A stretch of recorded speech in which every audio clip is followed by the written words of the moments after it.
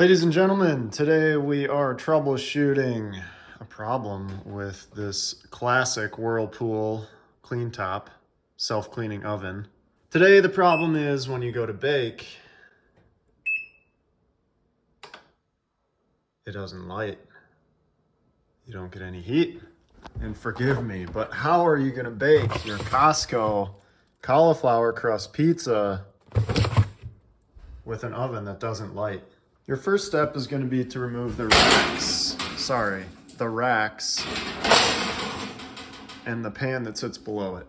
Once you remove that, you're going to see this little dilemma here. I'm going to go get a wrench so I can remove these. I'll just tell you what size wrench it is. It's a 1/4 inch. 1, 2, this one in the middle is a 3/8. All right. At the back, this thing right here is the igniter. What we're gonna do now is try to light this thing and see if the igniter glows. If it doesn't glow, aka if it's not working, the burner won't light. The safety valve on the gas line closes in the case of a faulty igniter. So we're gonna go to our oven, bake, enter, let's see what happens.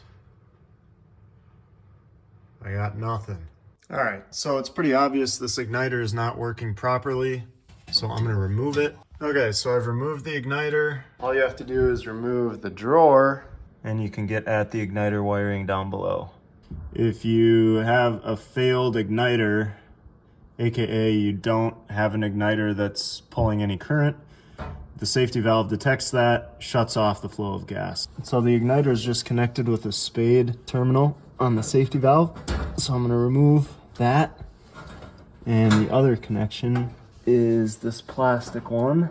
So I'm gonna remove that. So you just squeeze the clip on the back, disconnect that. Now the igniter is almost free from the safety valve. The white wire connects to the front spade terminal on the top of the safety valve. So this is just a joint spade terminal, so you can connect 2 females to 1 male. Just gonna finagle this up. All right.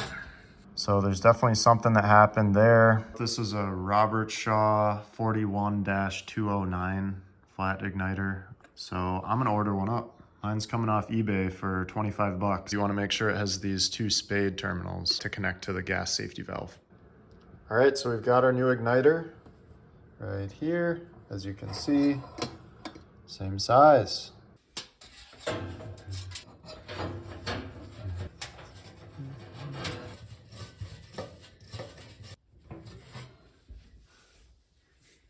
All right, now we need to hook it up.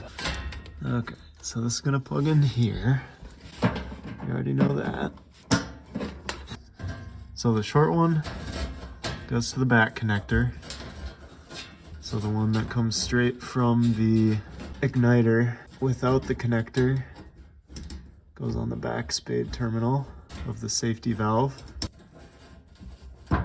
Just put the little protective cover on. Like that. And then this second one, we're gonna put this through here. Now we can connect it. So we're connected like that. Now we're gonna put this on that front terminal of the safety valve. And then I'm gonna slide this down to protect it. Now, we're ready to try this thing. All right, so we're ready to test this thing out. We're gonna go bake. 350, enter. See what happens here. I've already done this, so I know what's gonna happen. I wouldn't do it with the door open the first time, but there's the igniter. This is what wasn't happening before. It wasn't lighting up. So that's a good sign.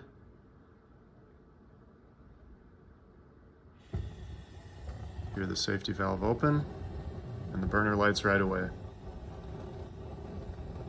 Done deal. Okay, so now we're gonna put in the burner cover.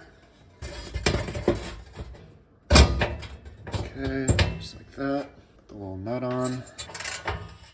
And then these 2 screws right here are 1/4 inch, if you remember right. Slide those up.